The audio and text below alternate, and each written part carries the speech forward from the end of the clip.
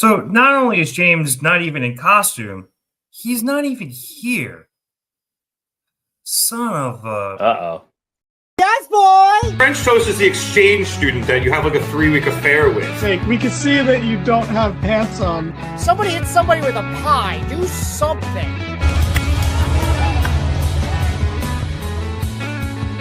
Schiavone yelling we're out of time as we go off the air. Schiavone yelling a lot of things tonight.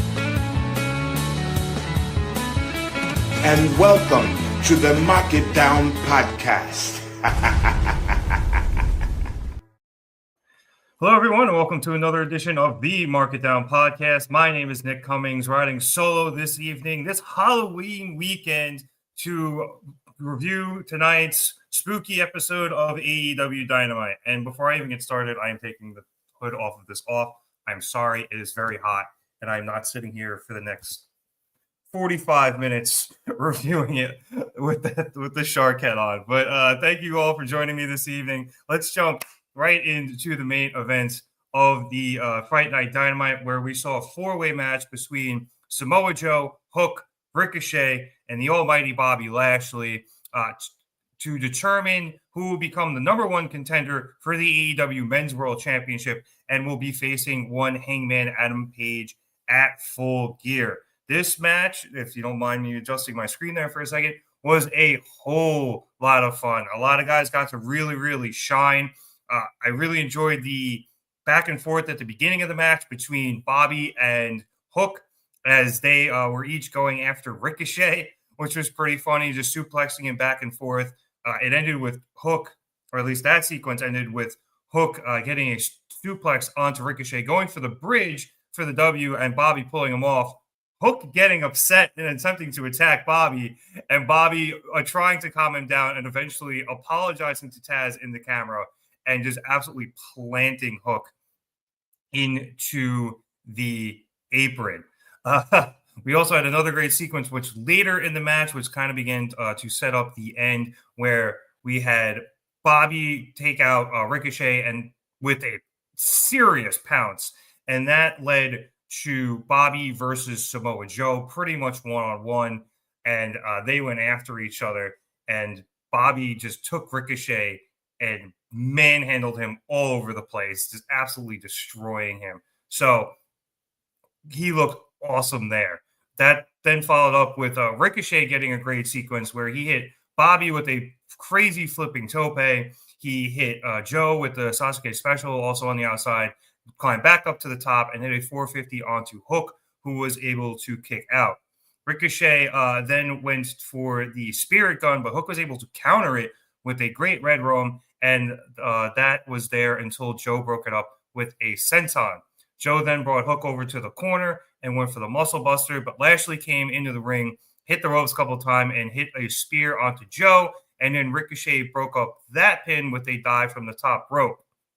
Ricochet then picked up Hook, went for a vertigo. Hook reversed that into a roll-up. Ricochet was able to kick out.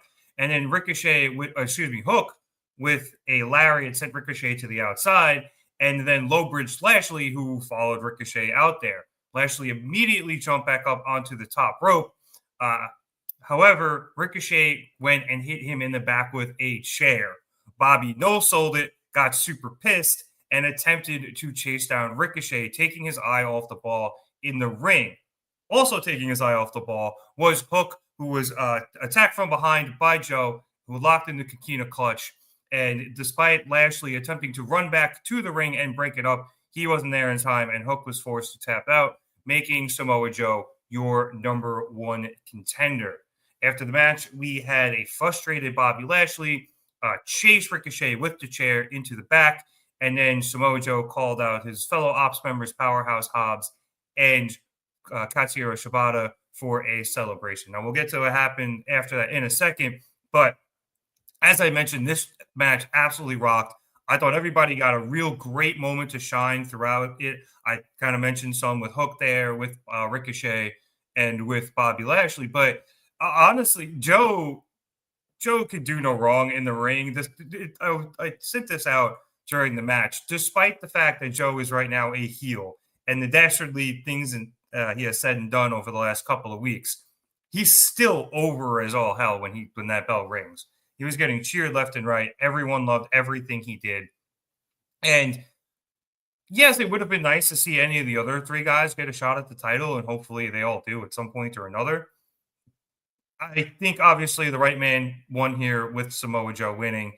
It works. It continues this story, and it led to an absolute great scene following the match. Let's hit up a couple of comments here as we say hello to what's going on, my dude. And we also say hi to Chris, who is very happy that the Sisters of Sin got the dub. We will get to them later, Chris. Don't you worry. Going with that as well. And we also say hi to Anthony. How's it going, Anthony? Good to see you there. Happy Halloween to everybody. Hope you guys are getting ready for that on Friday, actually. It's a good night. Friday, this is a good weekend for Halloween. I know we don't go on tangents, but really good Halloween weekend because you got Friday night, which is actually Halloween, and then Saturday night, you get the extra hour because we fall back for daylight savings time, or at least here on the East Coast. So an extra hour of partying for Halloween weekend is always a good thing. After the match and the Ops came out to join Samoa Joe, we had Tony Schiavone introduce the Fright Night crew, who was supposed to come out for the contract signing for the match at Full Gear. Now, Schiavone, we had seen him a bit earlier throughout the night doing some backstage interviews, mainly with Megan Bayne and Penelope Ford, which we'll talk about later. And he was dressed as the Phantom of the Opera, with the cape and the half a mask and everything. So this Fright Night crew comes out, and we had also seen them earlier in the night. We saw some of them were dressed up as we had a cow, one of the inflatable cows. We saw somebody who's one of the guards from that show that I keep blank, Squid Game. There you go. Most importantly, we saw a Stay Puft Marshmallow Man, and they were joined now at the end of the show by a bull, an inflatable chicken. And I wrote what I believe to be deli meat, and I saw later online, it is the Gabagool costume, but on tips.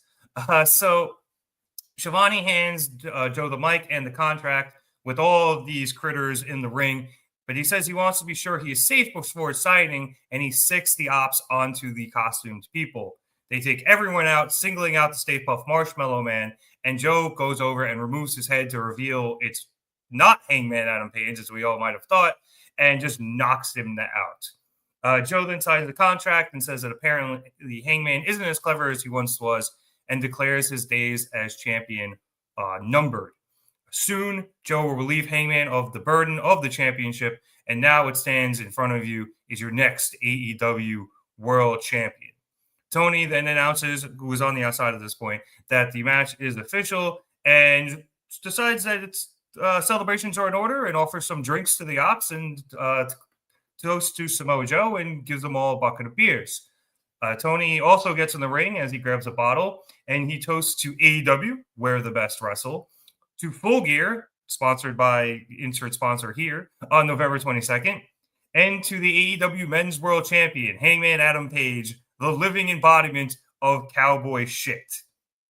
And Joe gets a very quizzical look on his face as Tony continues to talk, but instead it is Hangman's voice that says, "Long may he reign." And Tony kicks both Shibata and Hobbs in the dick before smashing a beer over Samoa Joe's head and removing not only his Phantom of the Opera mask, but an entire mask under it to reveal that he is indeed the AEW Men's World Champion, Hangman Adam Page. Page then goes out onto the apron and lays Joe out with a buckshot lariat before jumping on top of him and laying in punches until security comes down and eventually pulls him off. And I believe after that, we went off the air. My HBO Max got a little screwy and jumped to the end and wouldn't let me rewind. But either way, that was the gist of it. And what a way to do this. What an absolutely beautiful way to do this. They laid the breadcrumbs of that Stay Puft Marshmallow Man throughout the entire night. We're all obviously thinking, oh, that's probably Hangman again. We get to the end and it's not him. And then I don't know how they did this. They use Schiavone and do a quick switch out with Schiavone and Hangman while Joe is attacking all of the other costumed people. And credit where credit is due. I didn't realize, now granted, this was the camera work, but I didn't realize it wasn't Schiavone until Hangman's voice was there. And I was like, oh crap, he's fucking Schiavone. And obviously then Hangman starts attacking everybody. I was like, how'd he get his hair like that? And I realized later, looking at it back, it is a mask. You can tell the part on the hair is going the opposite way of Schiavone's. So they did a great job disguising Hangman. Props to, I don't know if they got a mask custom made or they just went out and found one that was really close and then used the Phantom of the Opera mask to help cover it up. Whatever it was perfect. Schiavone doing the voiceover while it was Hangman in the ring was perfect, which I think was kind of almost a little bit set up by what we saw last week with Statlander, Harley Cameron, and Mercedes Moné, where it was indeed Harley underneath the ring along with Statlander. This was slightly similar, but instead of Harley, say, being in the back and doing the voice and Statlander being on the puppet, you actually had Tony there, and then they switched, and instead of like Hangman just sneaking up or something. So really, really well done. Really, really well directed, I might add, because the reveal of Hangman, you can kind of see it on our thumbnail for the video tonight. It's just absolutely perfect. So well done by everybody here. Joe sold it so well. So great job. I love this segment, and this will go down as one of my favorite AEW segments ever. Back to the comments here. We have Maria saying, what's up? What's going on? Good to have you as always. Calling that an excellent finish. I agree. It's saying that he didn't know Schiavone was such a big Iron Maiden fan. It's a good one. Not everyone's going to get that, but I like that. Fernando, what's going on, dude? But it's not just to you as well. Very much enjoyed the clever trick and how they pulled it off. I did as well. And saying it would be nice if Hangman could do just that good of a Tony Schiavone impression. And there was a brief moment there where I actually thought he was. And I was like, how are they doing that? I knew they were doing something with Tony as the camera was panning that way. And Tony got back in the ring holding the beer, or Tony in this case. And I couldn't figure it out until they switched the voices. And then I realized, but it would have been great if it was indeed Hangman. Chris, with a quick note here. It sucks that Penelope Ford is injured, and I 100% agree. I was really looking forward to seeing that team in the tag tournament. Hopefully, I don't know what they're going to do as a replacement, whether Bane has a new partner or she just goes back to the singles division and they get a new team in there, which I'd also be okay with. I don't think they've announced anything just yet, which is unfortunate. But it'll be interesting to see what they end up doing there. And we will talk about that more later. In the meantime, let us get back to the top of this spooky episode of Dynamite, which saw Orange Cassidy and Darby Allin face off against Death Rider members Wheeler Yuta and Daniel Garcia in a trick-or-treat tornado tag team match. First of all, shout out to AEW having multiple referees for this match. I believe there was 2, because there were multiple points in this where two guys went off and were fighting each other, and one of them was in the, pair of them were in the crowd, and the other pair were heading towards the ring. And this way, if the match had ended, a referee was in the ring to see what was going on, and another ref to make sure what was going on the side to make sure nobody gets hurt. So shout out to them. It's just a smart way to do that. If you're going to do tornado tags, always do it. It makes sense. Anyway, to jump to the end of this match, with Garcia had Darby Allin in a sleeper hold on the apron, but Orange Cassidy came over and hit him with an orange punch. Orange then went after Yuta and floated over him, and I thought he was going to hit the DDT, but instead he's been borrowing a play out of Chuck E. T's book, and hit him with a soul food.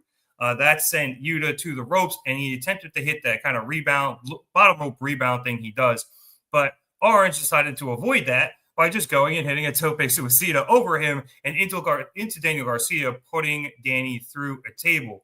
Back in the ring, Darby had gotten the best of Yuta and put him in a scorpion deathlock, and he forced Yuta to tap out. And then Orange grabbed a bucket and started throwing candy to everybody. So this was a lot of fun. Good plunder match, as they like to say. I really enjoyed it. I thought it was a good way to start the episode. There's a fun little spot in the corner where Darby had gotten hung up in the Tree of Woe after, I think it was Yuta had prevented him from going for a coffin drop and knocked him off the top, and his foot got stuck, and Yuta was just beating up on him.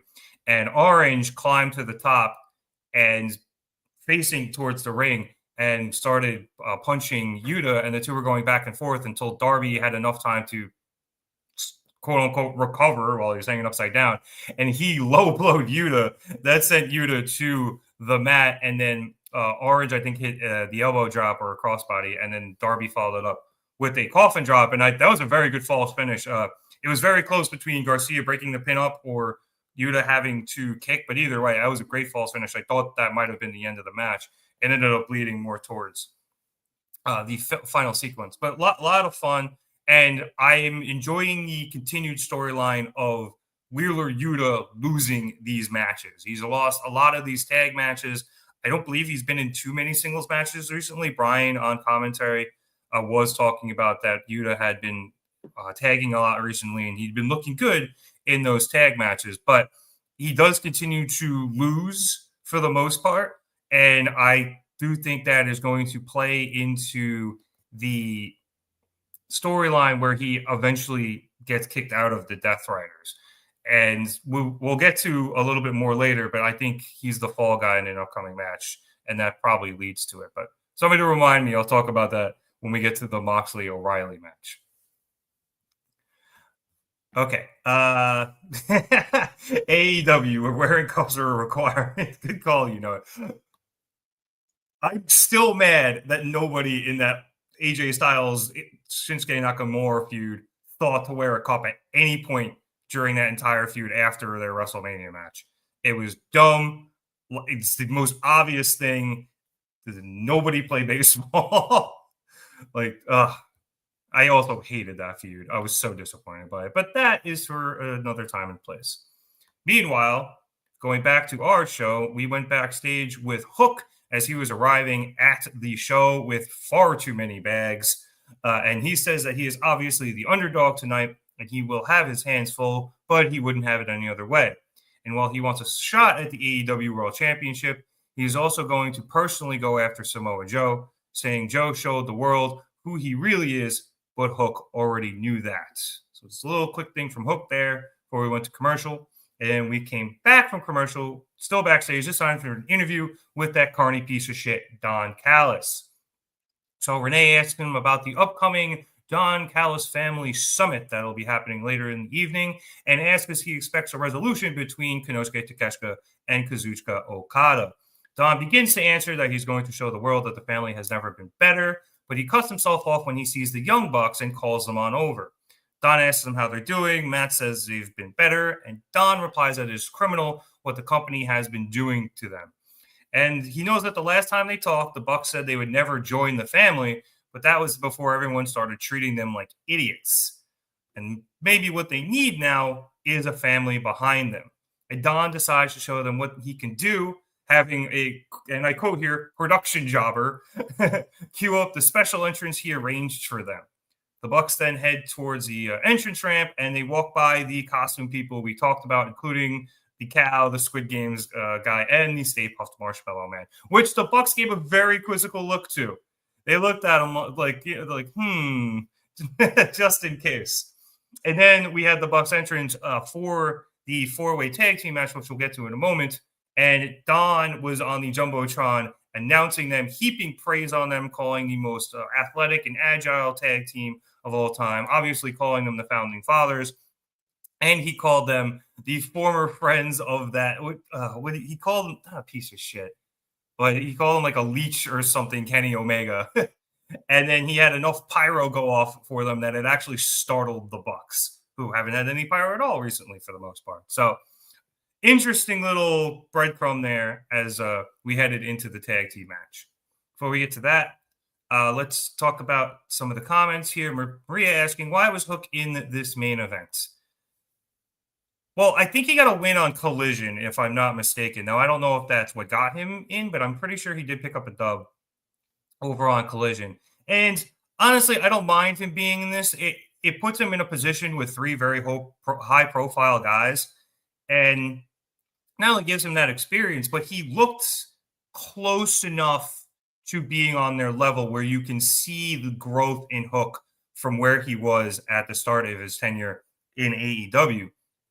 So I don't mind it. And he also took the loss. I mean, realistically, he's there to be the fall guy. But I think that it was very smart of them to do it this way with Hook. Saying he was a catcher for about 3 games. He doubled up on wearing a cup. I did not double up. I was a catcher for 10 years, which is why my knees are shot. But 1 cup was usually good enough for me. But I still have I had the goalie mask for the catcher's helmet, and I still have that thing and all of my mitts. And I loved playing catcher. Maria called Don Callis' introduction excellent. And she says that all this is leading the Bucks and Kenny Omega to getting back together. I believe it is, but I think they're really going to slow play this out. And it'll be like drip, drip, drip, drip, drip for a while, because you can see they're back and forth in inner turmoil every time Kenny appears, especially I think you saw, was that the pay-per-view where Kenny made the save for Jurassic Express following their match with the Bucks?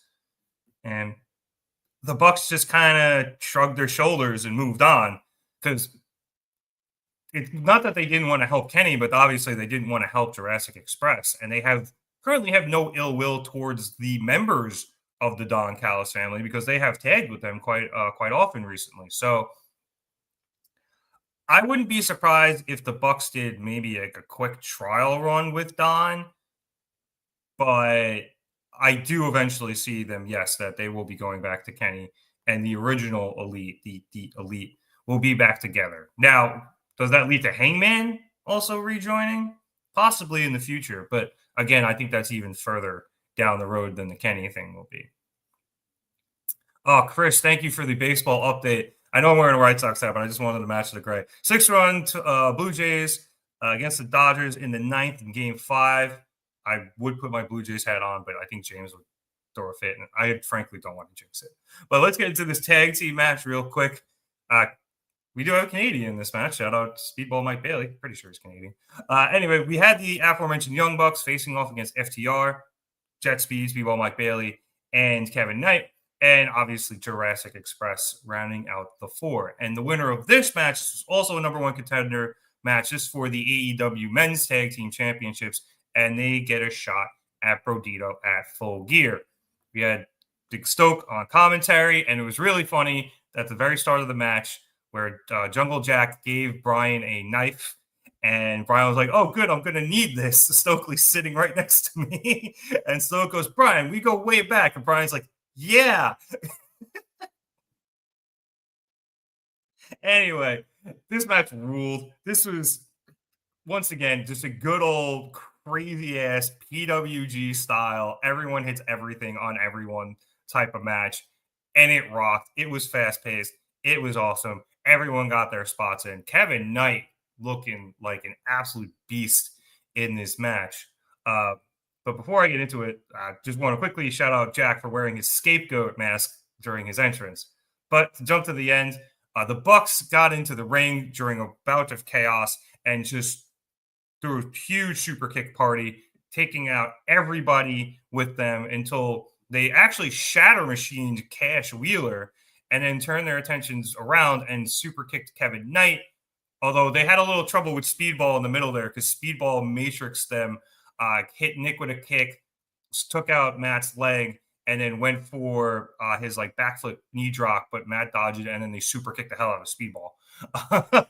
But after super kicking Knight, who was flying through the air, they hit him with a BTE trigger, and Knight was able to kick out.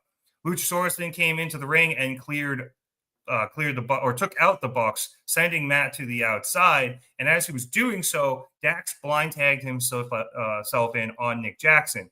Luchasaurus then hit a moonsault from the apron to the outside onto Matt, and then Speedball followed that up with a triangle moonsault of his own to take both of them out on the outside.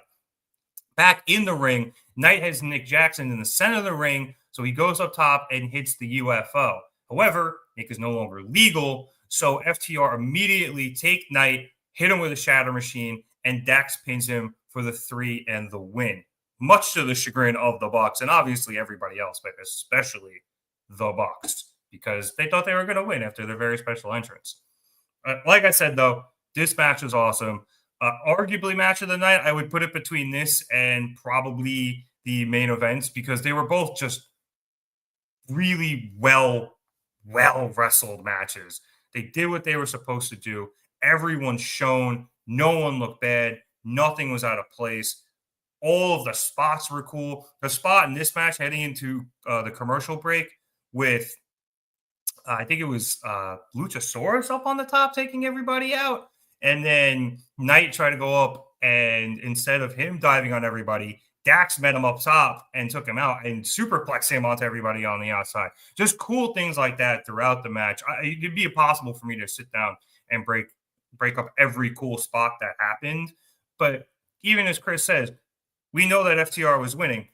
I wasn't 100% sure. That I had them as kind of the favorites coming into this, but there were multiple spots throughout this match where you just weren't sure, because that's, they really made you buy in. And as James always says, if you could buy into a team that you're pretty sure isn't going to winning, then these guys are doing their job right. And they absolutely did. So 100% shout out to them.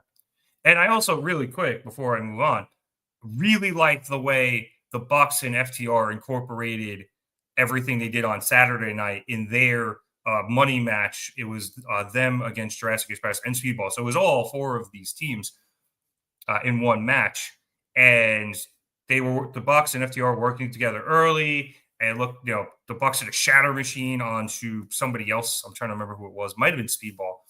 And it looked like everything was all hunky-dory between the Bucks and FTR. And then Nick was going to go for his signature dive over Matt's split legs on the ropes. And actually, this is what led, I believe, to the commercial break and the superplex to the outside. But Cash, as he did on Saturday, waved Nick off, and it looked like he was going to go for the tope, and it said just drop kick Matt from the ropes to the outside. So it was a lot of small stuff like that. These guys all had really good chemistry together. So if you're going to watch a match from tonight, I would either watch this or the main event. I would watch both, or honestly, I'd watch the whole episode. This episode ruled. But yeah, this was just an absolutely great match. After this, we had a quick promo package for Hangman Adam Page. He was using his promo from Saturday, calling out Samoa Joe. I recommend you watch the promo. It was good. But he basically threatened Samoa Joe again.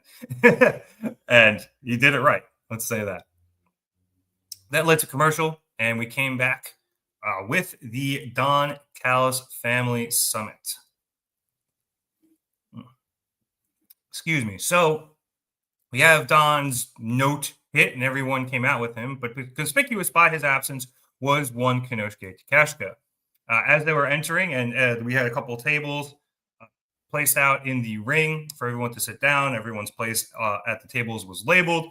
Takeshita, even though he wasn't there, had his own spot. Hey, Casero, lots of chants for him.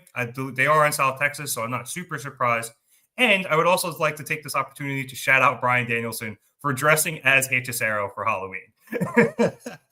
I don't know if he borrowed some gear or what, but it was man funny seeing him dressed as Hechicero on commentary. Real quick before I get to the rest of the summit here, it's saying the tag match was slightly better than the main event. And yeah, it's a tough call. I think it's really going to come down to personal preference.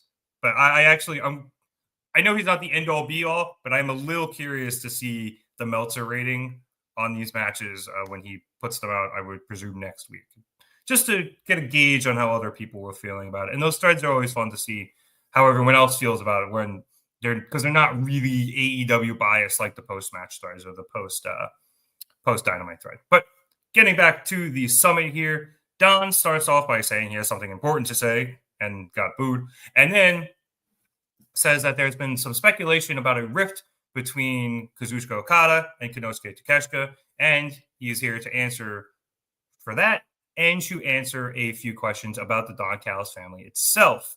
Don then throws it to Rocky Romero to answer some of these questions. The first question being, who is the family? And he says that they are the largest and most successful faction in all of professional wrestling. And while not everybody couldn't be here because of injury, shout out Trent, or in the case of Takeshita, travel issues, they are all there in spirit. And that allows Rocky to reveal the latest painting of the family, which he calls La Familia. And of course, it is Don front and center, looking absolutely ripped, and the rest of the family behind him, all ripped and lacking clothing with a very tactically placed cloth going throughout it. Once again, an absolute masterpiece of art from the Don Callis family. Don then hands things off to Josh Alexander, who answers the question of what the family is, and he does so by throwing that to a quick video of some of their greatest triumphs, a lot of title wins. I think Takeshita probably beating Kenny Omega, stuff like that. Kyle Fletcher then steps up next, and he is there to answer the question of why the family does what they do. And he recites the oath that everyone has to take before joining the family. And I didn't write it all down. It would have taken me too long.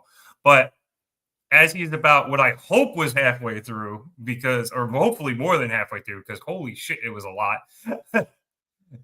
Takeshita's music hits, and he makes his way down to the summit. But instead of taking a seat when he gets to the ring, he walks right into the middle of the ring and immediately starts staring down Okada. And Okada gets up, and he comes to the middle of the ring and goes face-to-face with Takeshita, and Don attempts to intervene, calm things down, and tells Takeshita that he did name him the Alpha, but this is now an entire family of Alphas, so there's going to be some push and pull, which is not only to be expected, it is to be desired. And that brings Don to the final question about the family. What is best for the family? And what's best for the family is whatever he wants, because there may be no I in team, but there is one in family.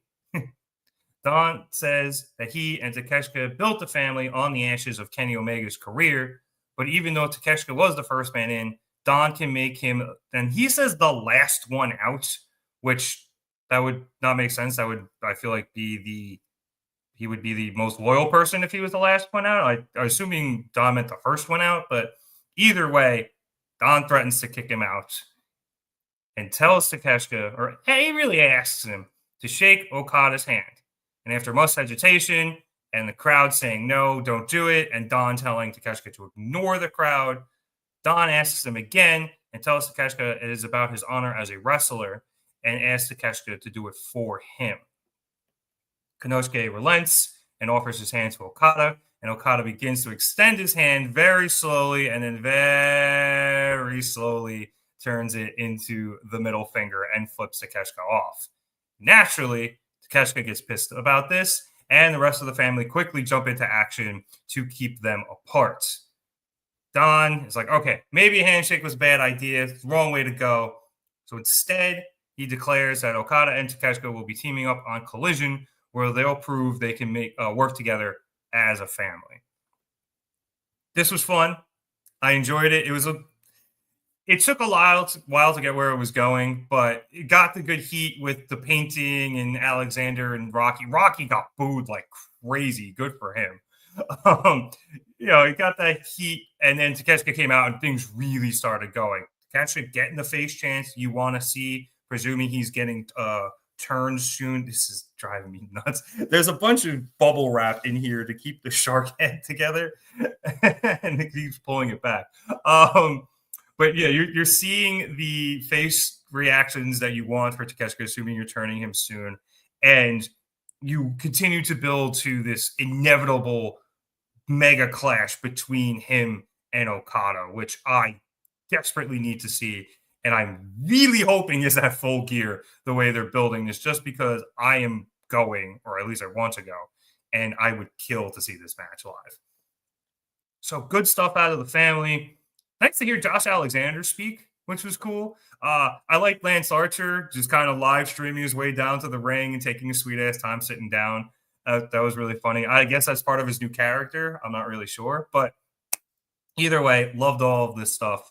Good work from the family here tonight. To hit up the comments real quick, it's saying that Don has a lot of paintings done for his groups, starring himself, of course. This is like the third or fourth one I can remember. It's at least 4. He's got, I know he had the one with Kenny a long time ago.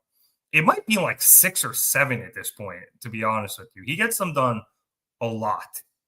And they're all really funny. I'm sure you can look all of them up. I'm a little surprised AEW doesn't sell them, or at least prints of them. I don't know who would buy them, but I'm sure some sicko would.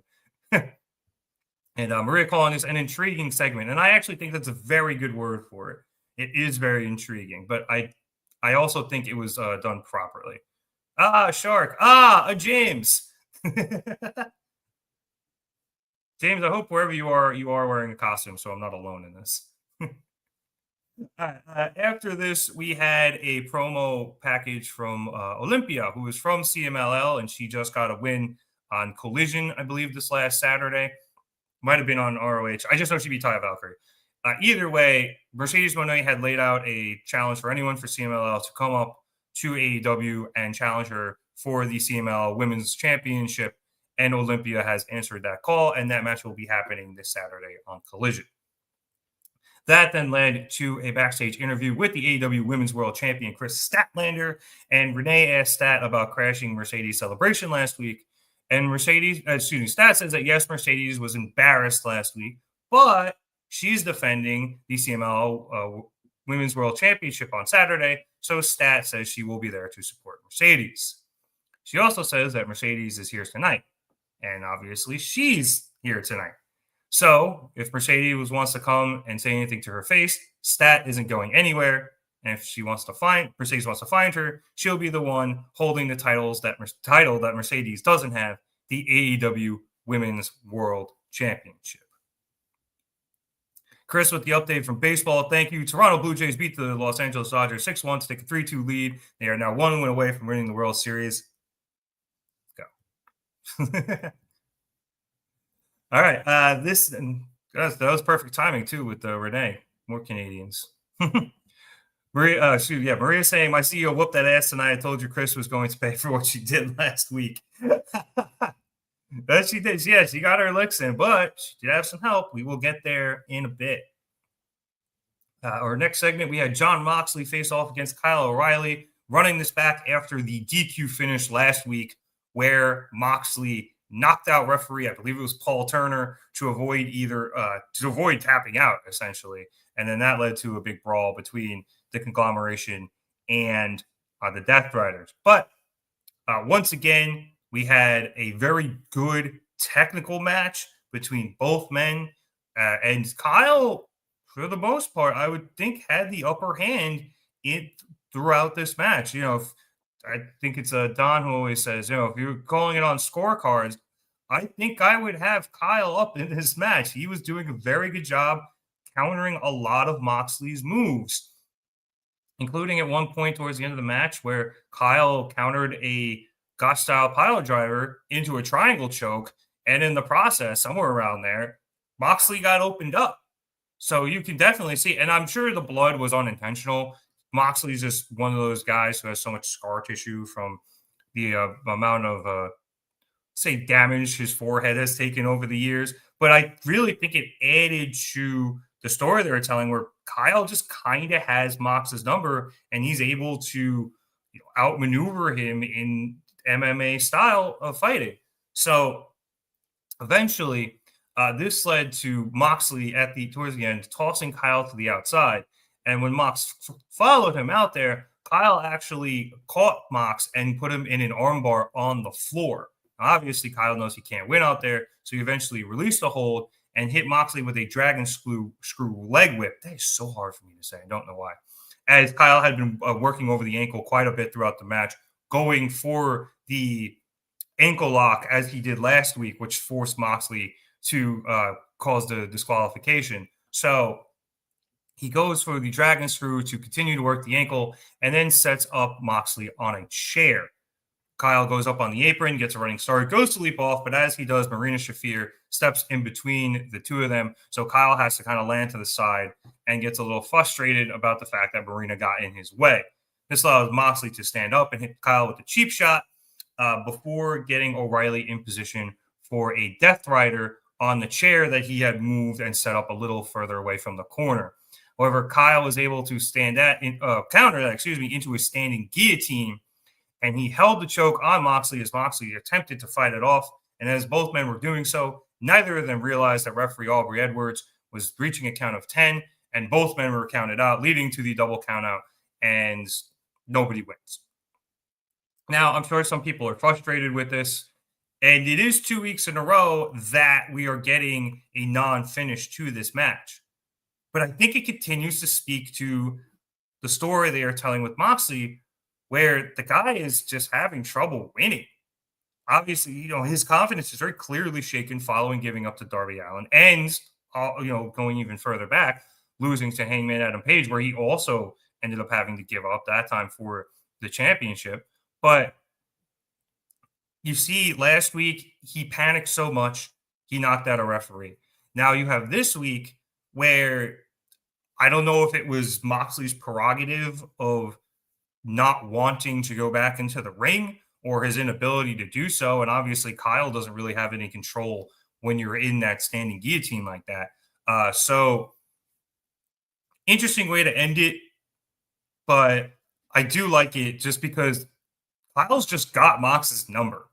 And you can tell, because if that was in the ring, there's a good chance Kyle forces Moxley to tap out eventually, if he's able to keep that hold in. You would think. Obviously, Moxley might be able to get to the ropes if he's in the ring, but you would think, considering the way they played it, that Kyle would be able to force Moxley to tap out or pass out and give him the win. So I think it's a good way to, you kind of still protect Moxley while continuing the psychology of what they've been playing at for the last few weeks with Mox. Before we get to the aftermath, Maria saying she was afraid Moxley was going to knock out Aubrey. I thought it was a very telling choice that they picked Aubrey in this situation, because I was very, I don't want to say concerned, but I was intrigued by what they were going to do. And I was a little bit right, but not 100%. And Fernando is saying he's liked the story they've been telling with Kyle and Moxley for the past 2 weeks. And I 100% agree. They're really playing into it nicely with Kyle. Kyle, he's got his number, it's submission-wise at least, and Moxley not wanting to give up, whether it's tapping out or verbally submitting, whatever it is, following his previous 2 losses where he had to give up, is a very intriguing storyline. But to get to what happened after the match, as the bell rings, Kyle releases the hold, and he's pretty incredulous, and he gets back into the ring and pleads with Aubrey Edwards to restart the match. But before a decision can be made, Marina gets in the ring and just knocks Aubrey the fuck out. Now, I thought Marina might have done that during the match. Honestly, Maria, to get what you were saying before, I thought Marina was going to do it instead of Moxley to save him if Kyle got in another position where Moxley was going to be forced to tap out. Instead, we got the double count out, and then Marina knocked her out after.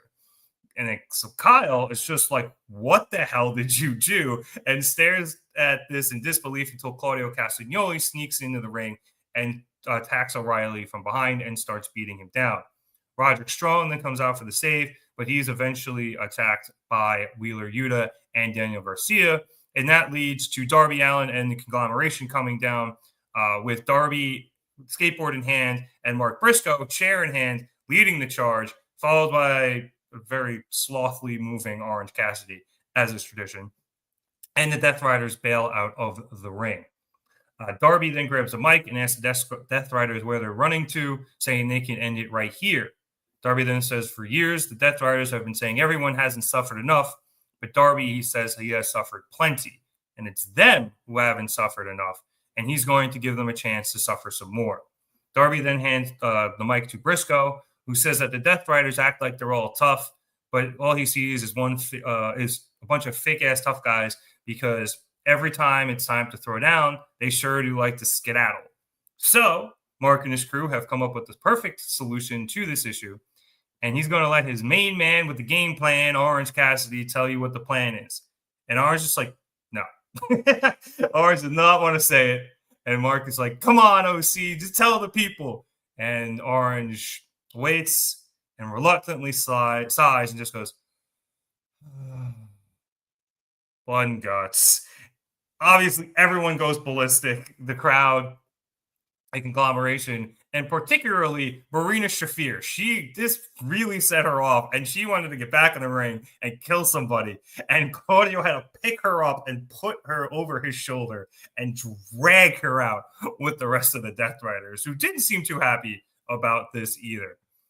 But I'm excited for Blood and Guts. It looks like, I guess, we're going to go 2 Blood and Guts matches at that episode of Dynamite. Please don't be 3 hours long. I do not want to cover that. But it's going to be interesting. I can't wait to see what happens on the women's side of things. But for the men's side here, it's going to be fun. Seeing Orange in a Blood and Guts situation is going to be hilarious. I think Briscoe has been in one. I'm trying to remember. Obviously, seeing Darby in these matches is nuts. But this is what I was going to talk about earlier in terms of why I think Wheeler Yuta is one of the more intriguing characters, especially in the bloodline right now. Wheeler's going to lose Blood and Guts. I'm letting you know right now, and I hopefully, that's not a prediction, it's a spoiler. Wheeler's probably going to lose Blood and Guts. I would think he does. He's lost all of these recent tag matches, and he loses Blood and Guts. And this would take, I would imagine, all of the power. Any power they have left would be gone from the Death Riders. And seeing Wheeler as weak, I think would lead to him being kicked out. And then that's how you start that. Now, there's the alternative option that I just thought of. Moxley could be the one to quit once again. And that could lead to him getting kicked out of the Death Riders. I know that was something we discussed last week, that maybe it's Moxley who gets kicked out first. But in my personal opinion, I think Wheeler getting kicked out because he gives up before he tapped out. Because, again, he tapped out earlier tonight. I think he tapped out last week. Should Moxley kick out Wheeler for that? It just shows the hypocrisy of Moxley. And I actually think that lends itself to further stories with the Death Riders. I know we're all kind of done with them, or at least done with them with this group of people. But I think that leads to further stories and a continuation of the downfall. That could lead to the eventual ousting of Moxley from the Death Riders, or people just leaving him. Whether it's Pac, whether it's Garcia, whether it's Claudio, Marina, eventually everyone will leave him. So I think that's probably how that goes. Now, how it goes after Yuta gets kicked out and whether they just all turn on Moxley or they all just leave one by one is a different story. But I think that's probably how Blood and Guts is going to go. But we're going to be able to talk about it much more as we head towards that special event. Saying about the finish to Moxley O'Reilly, I didn't like the finish. I would have liked Kyle getting Mox in for the submission and then the Death Riders bailing out Mox again. Possibly. I think that was an option. Like I said, I genuinely thought that was going to be the case, and Marina was just going to knock Aubrey Edwards out to kind of lead to a similar ending to last week, but with a Death Rider stepping in instead of Moxley himself just taking the shortcut to, bail out, as you said, like last week. But I don't know. I guess I want them trying to do something different. And I guess maybe this just protects Moxley a little bit more because he doesn't technically take the L here. I think it just ends up being a no contest. So there's that. That's the only reason I can think of doing it, but it didn't bug me that much. I understand the story here, so it's okay.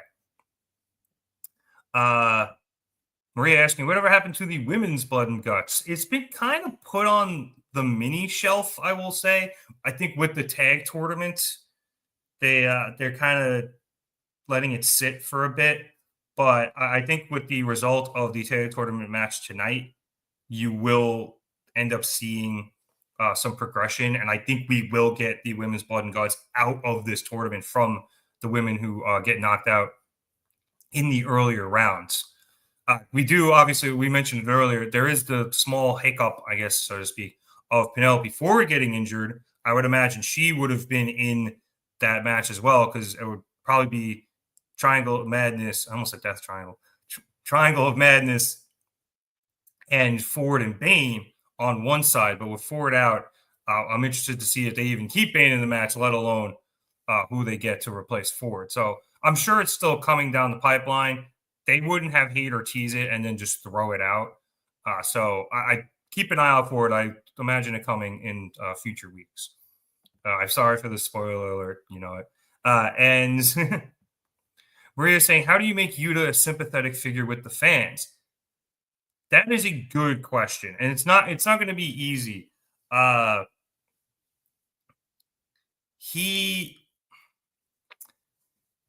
don't think if and when he gets thrown out, I don't think he's going to be sympathetic initially.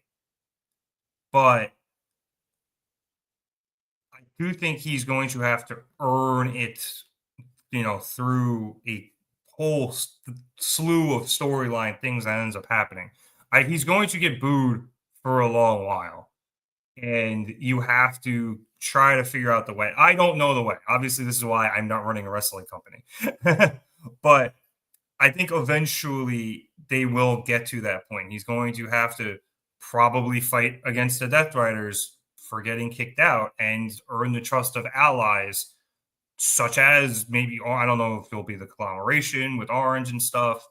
I don't know if maybe you eventually throw like Chucky T or Statlander in there, to give him a bit of a bump or give him a bit of a rub to help him along his journey. But you'll get there eventually. It's going to be difficult, but I think you can do it. It's just going to be a process. Also, James calling me out. Apparently, he's a few minutes behind, but apparently I said Yuta was in the Bloodline. That's my bad. Bloodline, Death Riders, Seth Riders. It's all the Shield. Also, it's saying Yuta should just stay heel, but be all alone and lonesome. That's also a possibility. You could just have him, ride solo for a while and just continue to be a dick. But who knows? Okay. After this, I think we came back from commercial to find Mercedes Moné attacking Chris Statlander, as Maria alluded to earlier. Yes, we did come back from commercial. Thanks, Pasnick, for writing it in your notes. Anyway, Mercedes was attacking Stat backstage before she eventually dragged Statlander out onto the stage.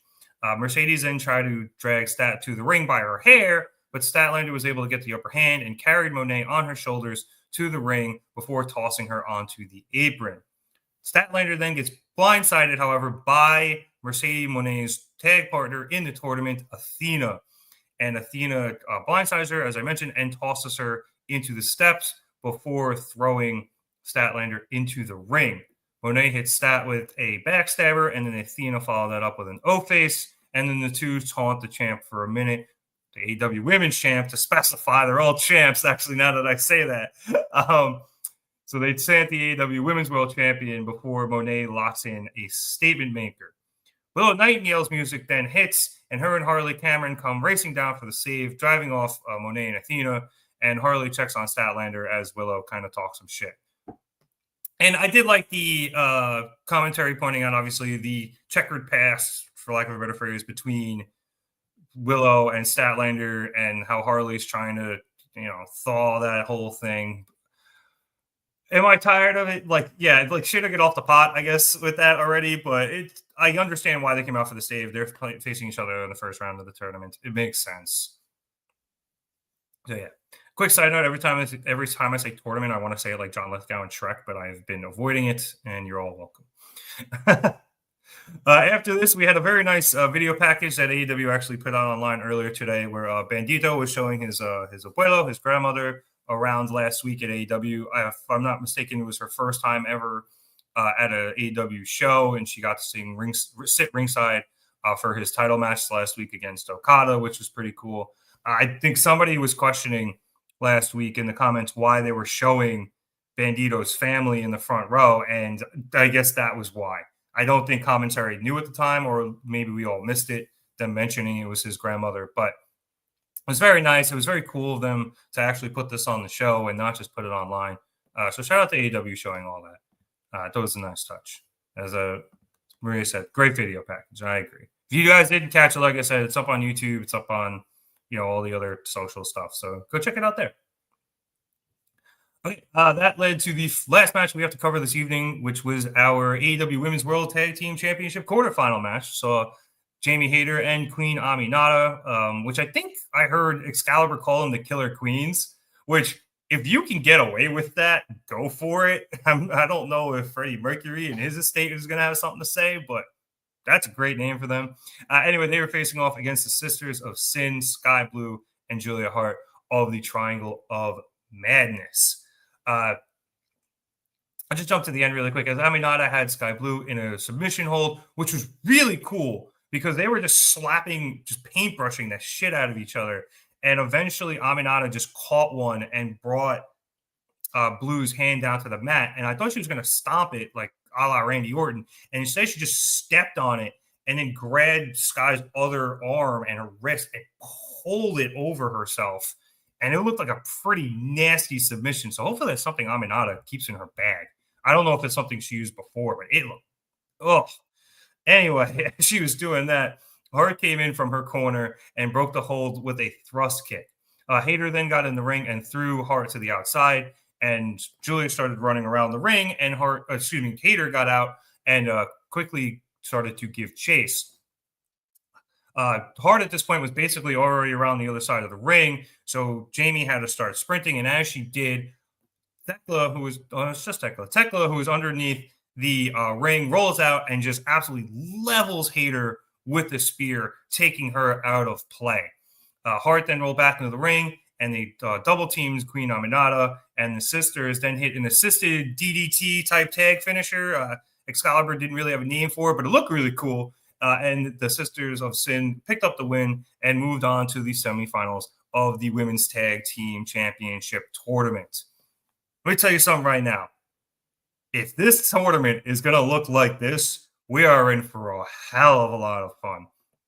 And this division is going to be awesome. This match was really, really good. I really, really liked it. I had so much fun with it. So I wish I wrote a few more notes on it. I had gotten a little caught up in trying to set the show up, but I love this match. Go watch it. I do not want to undersell this at all. On a show with some great matches, that earlier tag match, the Kyle John match, the main event, the 4-way. This is going to maybe get lost, but it not only deserved to be on this card, it was near par with all of them. So definitely double back and go watch it if you can. James, are you referring to Hayter and Aminata as a Frankie team, or what Maria just referred to? Because I'm going to get to Maria. I'll get to your comment in a second. I just wanted to set it up with the final segment we had to cover here. So, James, you can answer that, and I will head to what we have already referenced a couple of times tonight, which was the Megan Bayne and Penelope Ford backstage interview. And we saw Ford in a sling as Tony Schiavone, who, as I mentioned earlier, was in the Phantom of the Opera mask to set up the end of the show. He set up her, Ford's injury, mentioning that she had gotten hurt performing a moonsault last week. And Penelope informed us that she did indeed get hurt, and she had torn her UCL. She didn't say which one. I think you have a couple of UCLs. I think there's one in your hand, there's one in your elbow. The one in your elbow, for your baseball fans, is what you get replaced when you get Tommy John surgery. Anyway, because she tore her UCL, she is not cleared to compete, and she says that the women tag team titles were going to be theirs, and now since they're not going to fulfill their destiny, she is going to make every woman in the division feel the pain that she is. Tony then asked Bayne about what she's going to do now that Ford is out, and Megan says that she's been making women bow down long before she's met Penelope, and although their destiny to win the tag titles might have been delayed, this division still hasn't escaped. And she challenges any woman in the building who wants to make history to step up, and she will decide who is worth it to stand with a god. And then Marina Shafir steps in and says that she's listening. And the two women start staring each other down.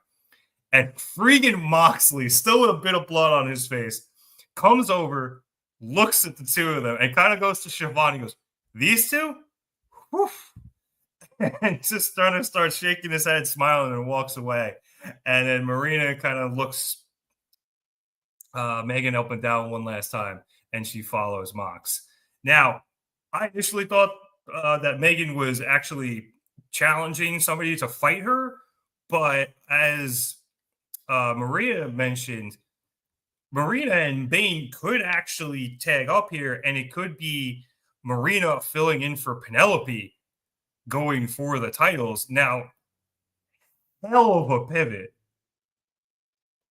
I don't hate it. I don't know if they're going to be in the finals, Maria, but I guess it really depends on what else they have booked. I got to look at the bracket again, but I'm pretty sure they're on the same side of the bracket as Tony and Mina. And I'm fairly certain Tony and Mina are going to make the finals. And they're my pick to win the whole thing. So it's a very interesting team. And James, this is why I thought you were mentioning them as a Franken team. But it is a very interesting Franken team. Now, to your comments about Hayter and Aminata being a Franken team, and I guess you're still a little behind, so I'm sorry. You'll catch up to my comments about that in a minute. As for Hayter and Aminata being a Franken team, they have teamed together in multi-women matches before, I think. But it made sense for them to start tagging because of their shared hatred of Tekla, and this was an alliance that turned into a tag team. But it works out here because they lost. They ended up losing to the Sisters of Sin with help from Tekla, and the Sisters being Chris's pick to win the whole thing. I think I remember you saying that last week, Chris. And I do like them. I mean, they made the semis already. They're going to be. I'm trying to think. Oh yeah, they're going to end up having to face the winner of Mercedes and Athena versus Harley and Willow. And assuming Mercedes and Athena win that, it's going to be a tough draw for the Sisters. But Chris, I agree. They are like the most established tag team in this tournament, and like they should win. Like, yeah, it's saying they're probably the most deserving. Like, they've been tagging together for a while. And granted, Tony and Mina have been for a while, too. And Penelope and Bane were for a while as well. So you have some teams. But, yeah, like, James, back to your point, the styles are too different for Hayter and Aminata. And they look good tonight. Their chemistry together was good. They were hitting a lot of hard-hitting moves together. So I like them together tonight as a tag team, but as I mentioned, they lost. So it works. Like, you should be happy here. You should probably be happy. Yeah, to mention that the Sisters are probably the most deserving team, but we know how that usually goes. Yeah, that's true. And Chris pointing out that should Athena and Mercedes win, it would be heel versus heel. And I guess that is true. I don't think it's a lock that Athena and Mercedes actually win, just because it'd be really funny if Harley beat Mercedes, just in general, whether or not she gets the pin. I just think it would be funny. And B, I don't know who would get pinned in that match should Athena and Mercedes lose, but it would give Mercedes a reason to go. If Athena gets pinned, it would give her a reason to go after Athena again, possibly go after her title. And I can see that being an out. Especially if that happens after the match with Statlander. She loses another shot, Mercedes loses another shot at the AEW Women's World Championship. Then she goes for the Ring of Honor Women's World Championship. She loses that too. Then that's two consecutive losses. Well, two consecutive high-profile losses. I'm sure she'll have a couple of defenses in between there of one of her 18 billion titles. But I can see those two high-profile losses kind of putting, that little dent in the armor where maybe she starts losing a title here or there. And, this whole Ultimo Monet thing begins to, hit its crescendo. Not its crescendo, it's downfall. And I'm sure Maria is over there punching air and cursing at me. But it does have to end at some point, and I can see that kind of maybe being the impetus of it starting to go. Chris saying that he thinks Athena should beat Mercedes for the TBS championship. Maybe. That's one of those things where you almost want to see somebody like up and coming get it. Like Athena is very established, and I know she's maybe not as established on AEW itself as opposed to maybe Ring of Honor, but I do think that if you put it on somebody, maybe not even Willow necessarily, but like Willow beating Mercedes, I think would be a big deal. If you put it on somebody that could really benefit from the rub of beating this version of Mercedes Moné, I think it would be better than Athena. Now, look, I love Athena. Give her the titles. It would be awesome. But, yeah, Maria pointing out, maybe somebody like Queen Aminata, getting that rub and beating the CEO. You're going to laugh. Harley Cameron winning that title would be hilarious. Even if it's a short run, which honestly, considering the fact that, this is the longest TBS championship run we've had, if we get a short run and Harley gets that dub, it would be hilarious. And I think it gives Harley a huge rub, obviously. And she, even if she just has it for a bit and it moves on, then so be it. But I think, because James and I were talking about this the other week, it is a mid-card title. And as great as Mercedes has been with it, it's held up the mid-card a little bit just because there is a ceiling. And maybe not even that there's a ceiling, but maybe the ceiling's too high, depending on the metaphor you want to use, I guess. But it's really difficult for anybody who could use the TBS championship to be built to win it at the moment. It's either got to be the person who's going to immediately be built after or nobody.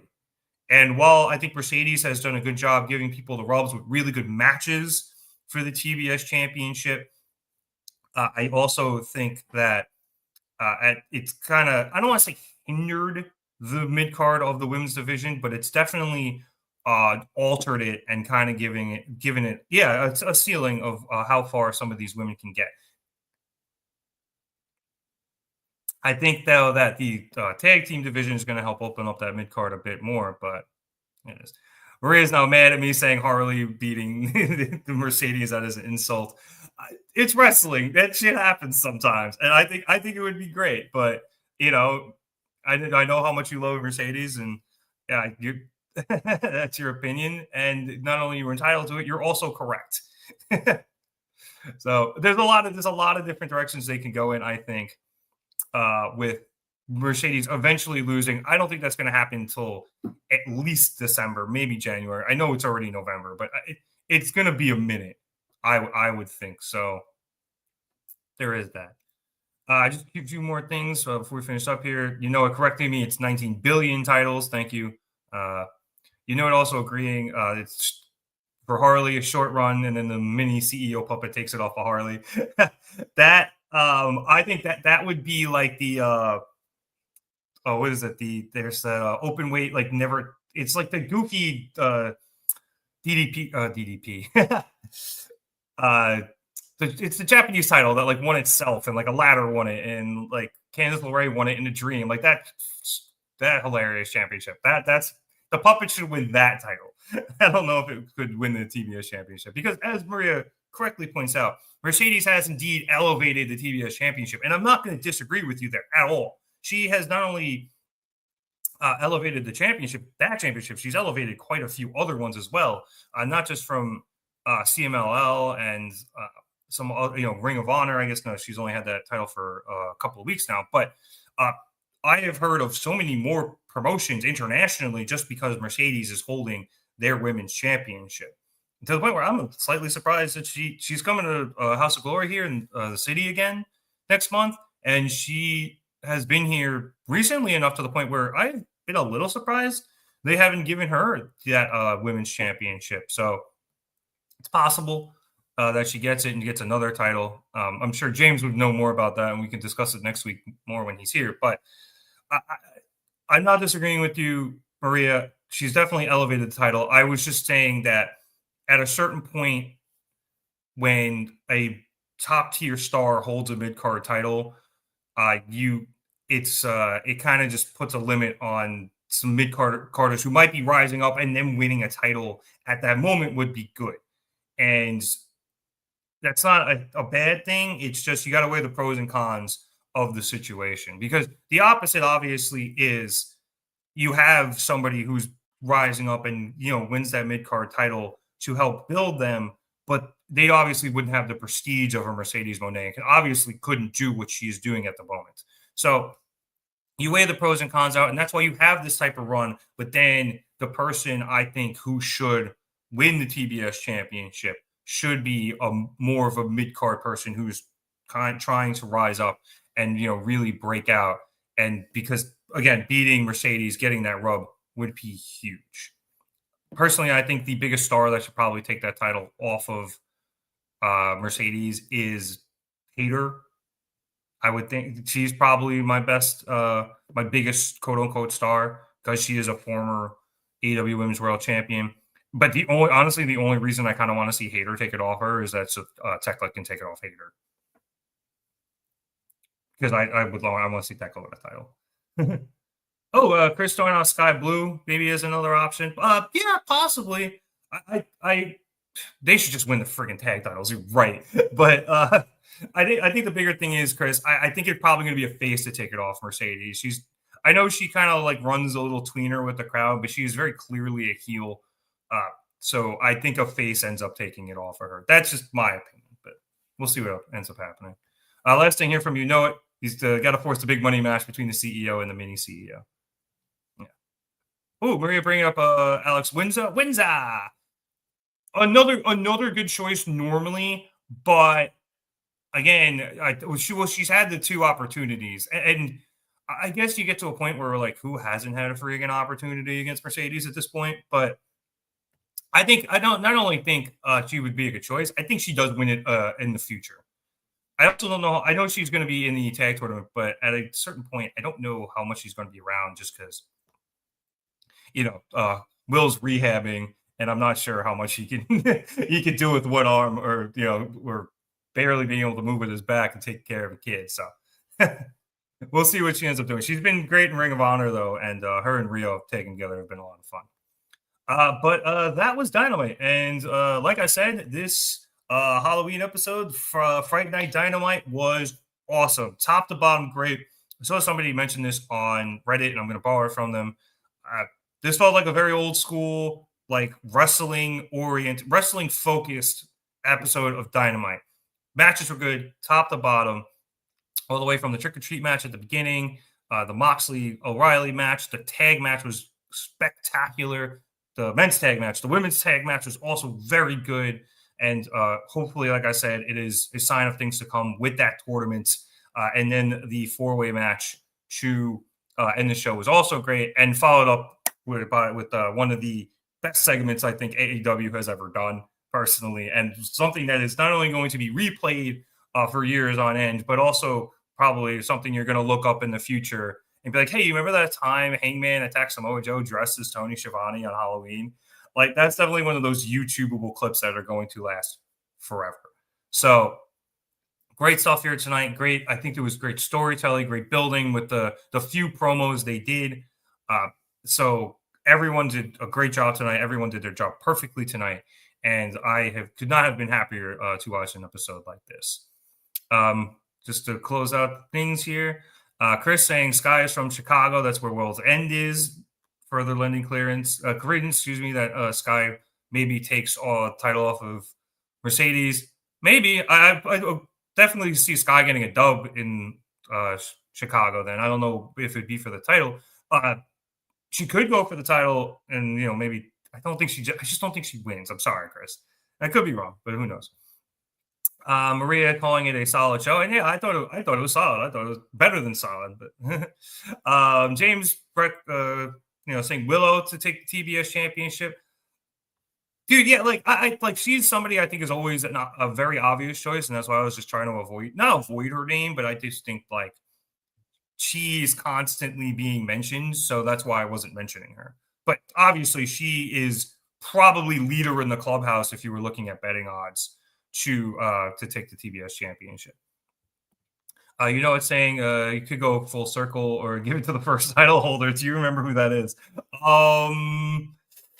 It's slipping my mind. It's kind of been lost to history. I know that Statlander was the second, but she's a little busy right now with her title reign. So, Damn. Well, whoever that first title holder is, I'm sure they're pretty green with MV. Maybe even a shade of jade. Some quick notes here, because Maria asked us to announce this to everybody. Is TNA, the Gym Pack Zone, still on vacation? And James says it should be back tomorrow. So, we'll get into all that in a second. And Chris saying that he thinks Willow is going to eventually go after the AEW Women's World Championship. And that's probably a good call. I could see her and Statlander having one more like kind of straight up match and then they become friends again type of thing. Thank you, for laughing at my joke. And with that, that is it here for us at the Market Down Podcast. So thank you for watching. We appreciate it if you like and subscribe. If you like this video, let's just know that you're enjoying what we're doing here on the show, and we will continue to do it. And if you subscribe, you continue to get all the great stuff here on the show. As I just mentioned, the Gym Pack Zone should be back tomorrow for you TNA fans. I'm sure that's been a whole lot of fun. But hey, my boys, Mike Santana is the champ, so let's go. We'll be back here next Wednesday for Dynamite, so subscribe for that. And shout out Matt. He's been covering some more WWE stuff. I know he did Raw this past Monday, so if you guys want to go check that out, he did it with James as well. If I'm not mistaken. Yeah, James is there, so you guys can check that out. And hopefully we can be covering a bit more WWE stuff as we go along. And of course, we'll be covering as many pay-per-views from as many companies as we possibly can. If you want to check us out over on any of our social media platforms, Twitter, Instagram, TikTok, Facebook, or Blue Sky, and you're here on YouTube, you can check out all those links in the description below. If you're watching us over on Twitter or on Facebook, you want to follow us in some other places. Twitter is at marketdown_pod. Instagram is at marketdownpod. YouTube.com/marketdown3665. Marketdownpod.bsky.social over on Blue Sky. Or as always, just search Marketdown Podcast on any of your platforms, and you should be able to find us. Thank you. We appreciate it. All right, let me just, because the show is ending, I might as well put this back on. So for myself, Nick Cummings, thank you so much for watching me here at the Market Down Podcast. Enjoy your Halloween, everybody. Be safe. And do not forget to change your clocks back on Saturday night at like 3 o'clock in the morning. Get the extra hour of sleep or partying, depending on what you're doing. So enjoy your Halloween, everybody, and have a good one.